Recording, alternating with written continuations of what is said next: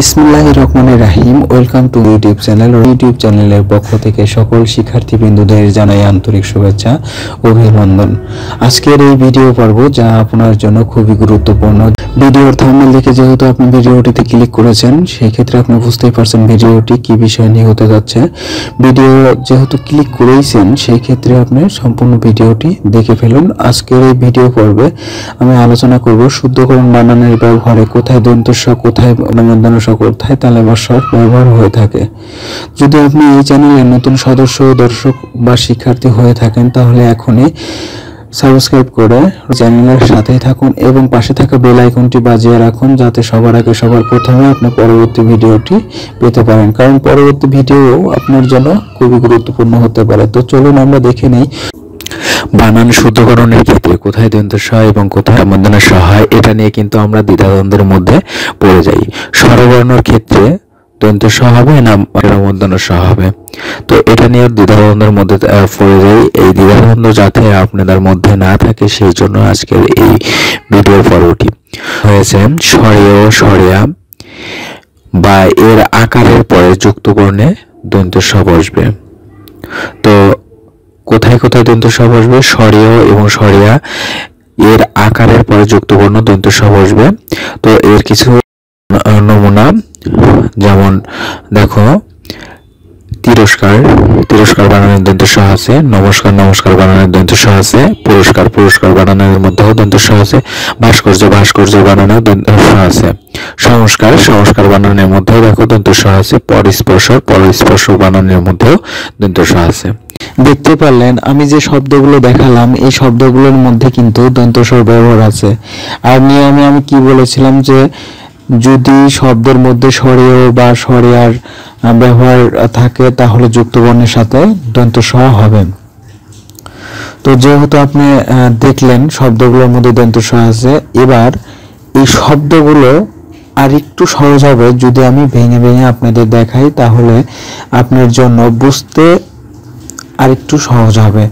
তো এটাও ক্লিয়ার হয়ে যাবে যে শব্দটির মধ্যে কিভাবে স্বরেয় আছে, আর স্বরেয় হওয়ার কারণে এখানে দন্ত স আছে, দন্ত স হয়েছে। এই তিরস্কার বানানের শব্দটা আমি দেখো একবার ভেঙেছি। তিরস্কার বানানের শব্দ যখন ভেঙেছি, তাহলে হিসে আছে, তাহলে ত প্লাস হর্ষই দিয়েছি, অথবা হর্ষই কার এখানে লিখলেও সমস্যা নেই। তারপরে প্লাস তো হিসের পরে কি ছিল? র, রটা দিয়েছি প্লাস স্বরেয়, তাহলে র অর মতো উচ্চারণ হয়েছে, এই জন্য রর পরে স্বরেয় দিয়েছি। তারপর যুক্তবর্ণ কি ছিল? যুক্তবর্ণ ছিল দন্ত স কয়, তাহলে দন্ত স প্লাস ক প্লাস স্বরেয়া, মানে দন্ত স কয়ের সাথে আকার ছিল, এই জন্য স্বরেয়া দিলাম, তারপরে র। তো এই বানানটি যখন আমি ভাঙলাম, তো বুঝতেই পারছো যে এখানে দন্ত স্বর পূর্বে, দেখো এখানে দন্ত স্বর পূর্বে কি আছে? স্বরেয় আছে। আর স্বরেয় থাকলে কি হবে? স্বরেয় থাকলে তো যুক্তবর্ণে এখানে যুক্তবর্ণ কয় শয় ছিল? কয় শয়, এখানে স্বরে ও আছে, আর এই স্বরে ও হওয়ার কারণে এখানে বানানটির মধ্যে দন্ত স হবে। নমস্কার বানানটিও আমি একবার দেখো ভাঙি, তাহলে নম, নম, নম, দন্ত ন প্লাস ম প্লাস স্বরে ও। এখানে দেখো স্বরেয় নম ও, ওর মতো উচ্চারণ হয়েছে, প্লাস কি এখানে দন্ত স প্লাস ক, দন্ত স কয় ছিল? দন্ত স প্লাস ক, আকার ছিল স্বরেয়া প্লাস র। আচ্ছা, এবার পুরস্কার বানান, তো এখানে দেখতেই পারছো দন্ত স্বর পূর্বে স্বরেও আছে, তাহলে অবশ্যই এই বানানটির মধ্যে আমরা দন্ত স ব্যবহার করতে পারি। এরপরে দেখো পুরস্কার, পুরস্কার বানানটাও এইভাবে তুমি যদি একবার ভেঙে নাও, তো আমি এখানে ভেঙেছি দেখো প, তাহলে যদি ভেঙে নাও তাহলে দন্ত স্বর পূর্বে স্বরেয় অথবা স্বরেয়া শব্দটি ব্যবহার হবে। তো এখানে ভাস্কর্য বানানটি দেখো আমি ভেঙেছি। ভাস্কর্য বানানে দেখো ভ আছে, তার সাথে কি আছে? আকার আছে। তার সাথে কি আছে? আকার আছে। তো ভাস্কর্য যখন আমি ভাস্কর্য বানানে ভয়ের সাথে যখন আকার ছিল, আর আকার থাকার কারণে এখানে স্বরেয়া দিয়েছি, প্লাস দন্ত স আছে, প্লাস ক, কয় শয়ের জন্য ক, ভাস্কর্য তারপরে প্লাস র প্লাস উত্তজ। তো এটা তুমি বুঝতেই পারলে যে শব্দটা ভাঙলে আমাদের শব্দটা কি দাঁড়াচ্ছে, যে ভ প্লাস সরিয়া প্লাস দন্ত স প্লাস ক প্লাস র প্লাস উন্তজ। তো এখানে যখন দেখতে পারছো যে যখন শব্দটাকে ভাঙলাম তখন শব্দটার দন্ত স্বর পূর্বে সরিয়া আছে, তাহলে সরেয় অথবা সরিয়া থাকলে আমাদের কি হবে, শব্দটির মধ্যে দন্ত স হবে। তো এখানে ক্লিয়ার যে ভাস্কর্য বানানেও দন্ত স আছে। তো এরকম সংস্কার বানানটাও আমরা ভেঙেছি, পরিস্পর্শ বানানটাও ভেঙেছি। দেখো পরিস্পর্শ দন্ত স্বর পূর্বে স্বরেও আছে। আচ্ছা, তো এই ছিল যে দন্ত স কিভাবে কোথায় বসে। তো এরপরে যে 2 নম্বর নিয়মটা, যে দন্ত স হয় স্বরবর্ণের মধ্যে, এটা কিভাবে বুঝবো। তো এটা 2 নম্বর নিয়মের মাধ্যমে আমি দেখিয়েছি। তো 2 নম্বর নিয়মে বলা হয়েছে স্বরেয় সরিয়া ছাড়া অন্য কার কি, অন্য যে শব্দগুলো আছে স্বরবর্ণের তার হচ্ছে কার। যেমন এখানে স্বরেয় সরিয়া ছাড়া হর্ষই দীর্ঘই হুস্যু দীর্ঘ রি এ ওই ও ওই। তো এই শব্দগুলো যখন থাকবে বা এর শব্দগুলোর কারের পরে, এই শব্দগুলোর কারের পরে মানে এই শব্দগুলোর যে কার আছে তারপরে যদি যুক্ত বর্ণ হয় তাহলে মূর্ধন্য স হবে, তাহলে পেটকাটা মূর্ধন্য স হবে। তো এখানে যেমন আমি এর নমুনা হিসাবে কিছু শব্দ দিয়েছি, যেমন আবিষ্কার, গ্রীষ্ম, নিষ্কাশন, পুষ্প, পরিষ্কার, মস্তিষ্ক। তো এখানে আমি শব্দগুলো দিয়েছি। তো প্রত্যেকটা শব্দের মধ্যে দেখো পেটকাটা মূর্ধন্য স আছে। তো পেটকাটা মূর্ধন্য স হয়েছে, তাহলে আমরা শব্দগুলোকে যদি একবার ভেঙে দেখি তাহলে তোমাদের জন্য আরেকটু ক্লিয়ার হয়ে যাবে। তো এখানে দেখো আবিষ্কার বানানটাকে আমরা ভাঙতেছি। তো প্রথমে কি আছে, সরিয়া আছে, সরিয়া দিয়েছি প্লাস বয় হিস্যি, তাহলে ব আর বয়ের সাথে হিস্যি ছিল, এই জন্য আমরা এখানে হর্ষই দিয়েছি অথবা হর্ষইকার। হর্ষইকারটা কোথায়, মানে হর্ষইকারটা আমরা পাই কার থেকে, এই হর্ষই থেকে, এই জন্য আমরা এখানে হর্ষই দিয়েছি প্লাস পেটকাটা মূর্ধন্য স প্লাস ক, মানে পেটকাটা মূর্ধন্য সয় কয়, এই যে পেটকাটা মূর্ধন্য স প্লাস ক প্লাস সরিয়া প্লাস র। তো আমরা বুঝতে পারলাম যে আবিষ্কার বানানে দেখো পেটকাটা মূর্ধন্য স যে শব্দটি আছে তার পূর্বে হর্ষইকার ব্যবহার করা হয়েছে, তার পূর্বে কি ব্যবহার হয়েছে, হর্ষইকার ব্যবহার হয়েছে। আর যখন তার পূর্বে হর্ষইকার ব্যবহার হবে সরেয় অথবা সরিয়া ছাড়া, তখন শব্দের মধ্যে আমরা পেটকাটা মূর্ধন্য স বসাতে পারবো। তো সেরকম দেখো যে গ্রীষ্ম বানানটাও যদি আমি ভাঙি, গ প্লাস র প্লাস হুস্যু প্লাস পেটকাটা মূর্ধন্য স প্লাস ম।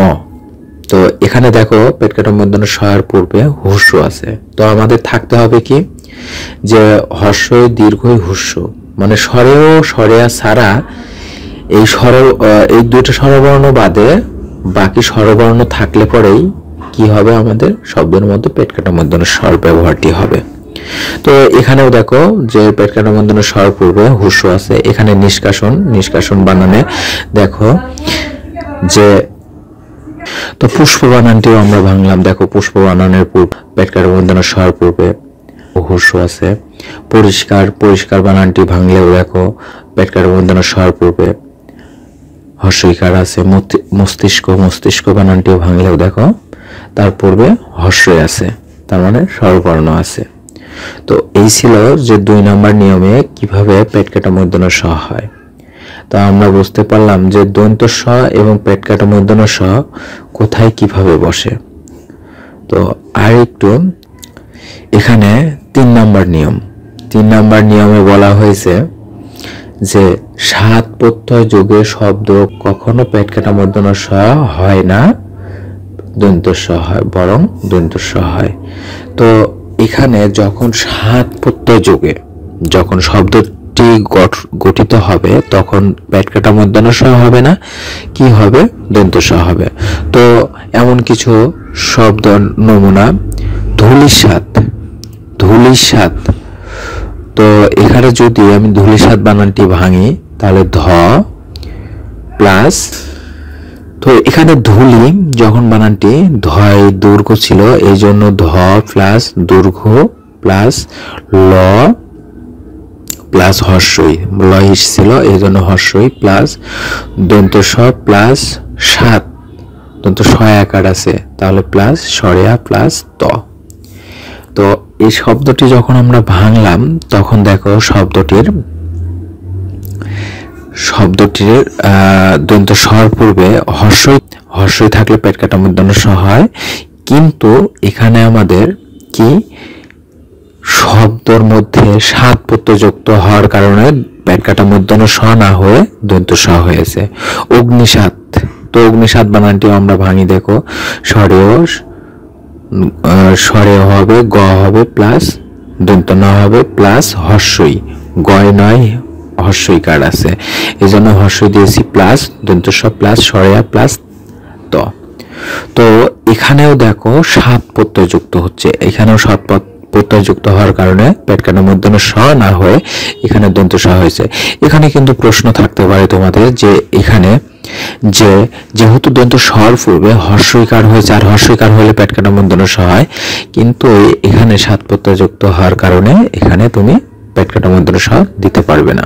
তো ক্লিয়ার 3 নম্বরটাও। এবার 4 নম্বর যে নিয়মটা, 4 নম্বর নিয়মে বলা হয়েছে বিদেশি শব্দের বানানে যুক্ত বর্ণ সর্বদাই দন্ত স হয়।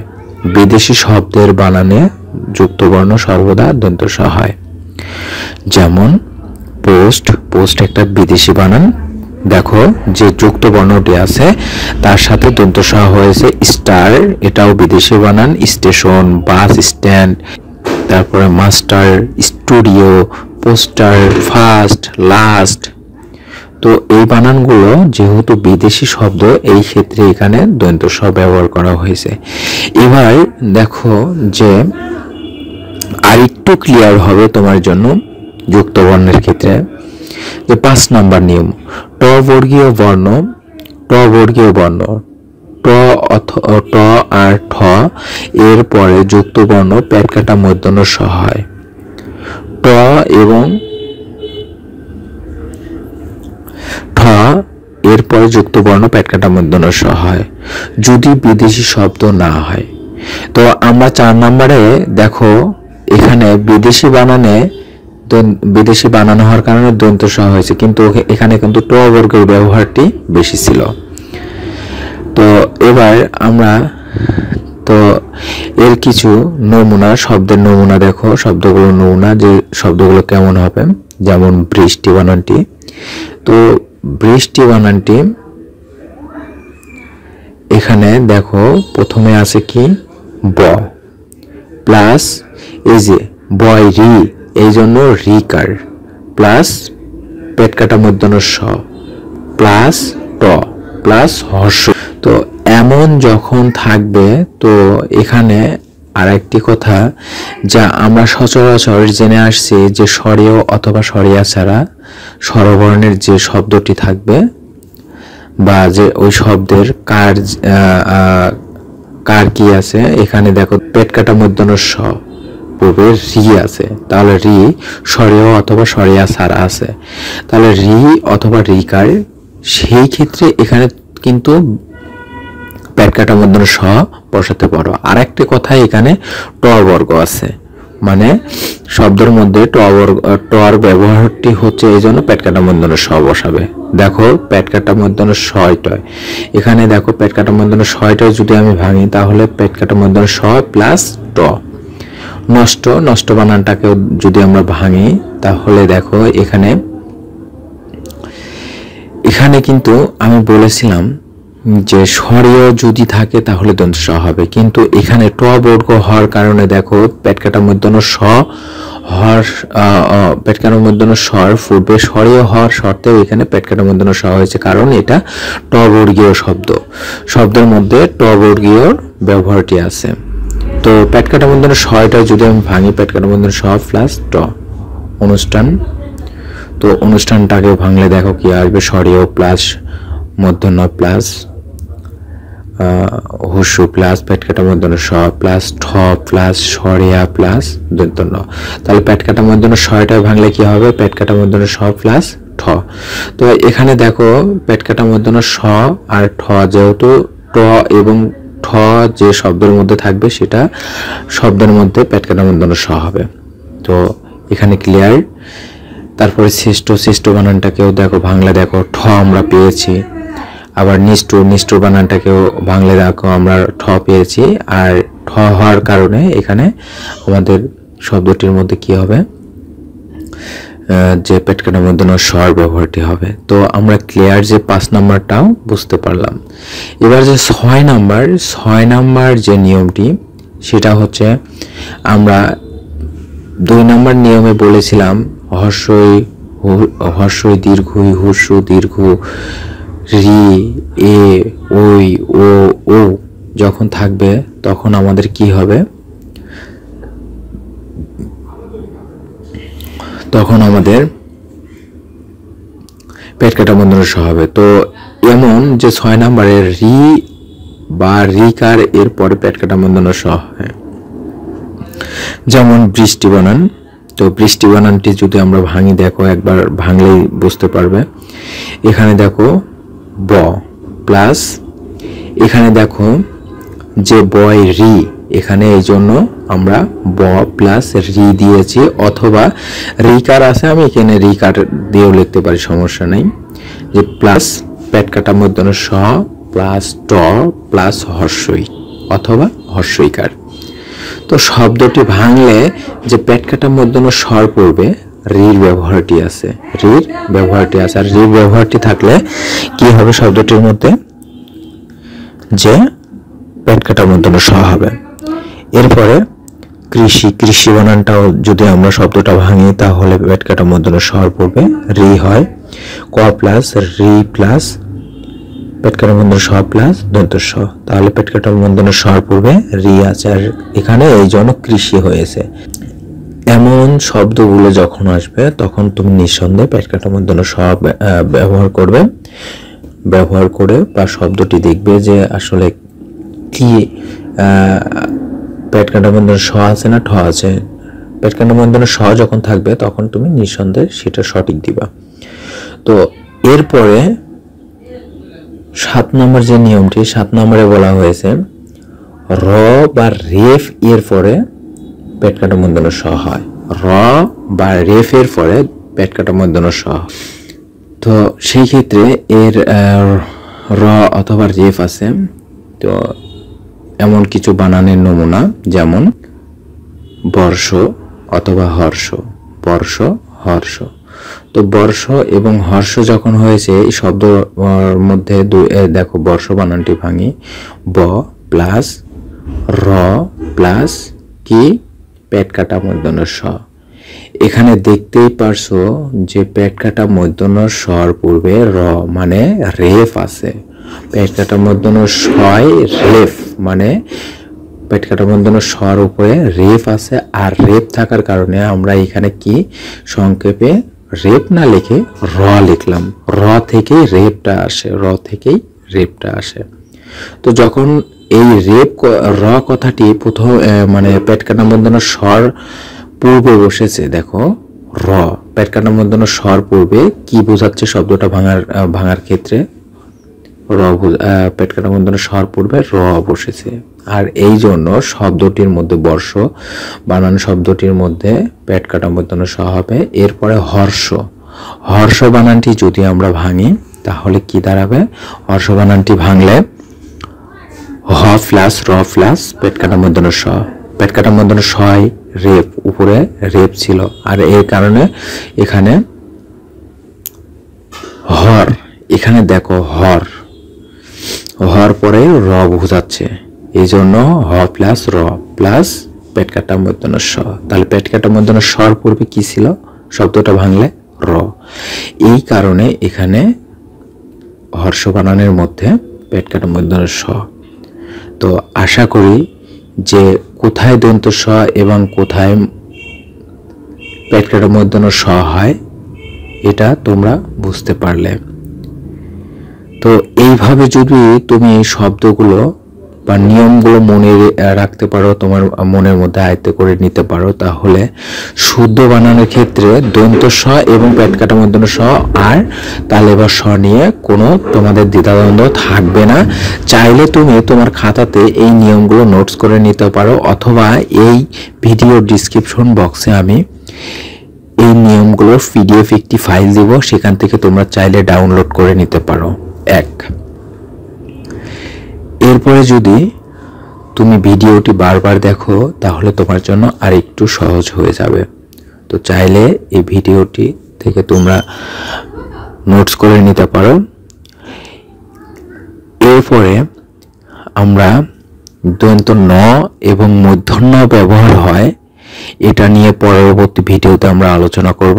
আর পরবর্তী ভিডিওটি আপনার জন্য খুবই গুরুত্বপূর্ণ হতে পারে। এই জন্য অবশ্যই সাবস্ক্রাইব করে রকমারি টিচ বিডি চ্যানেলের সাথেই থাকুন।